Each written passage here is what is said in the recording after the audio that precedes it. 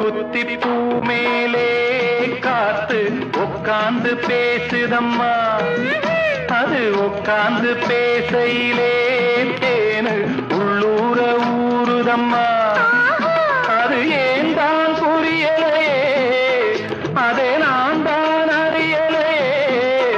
ஒரு மோகம் ஒரு தாகம் இங்கு ஒன்னாலே இந்நேரம் உண்டானது.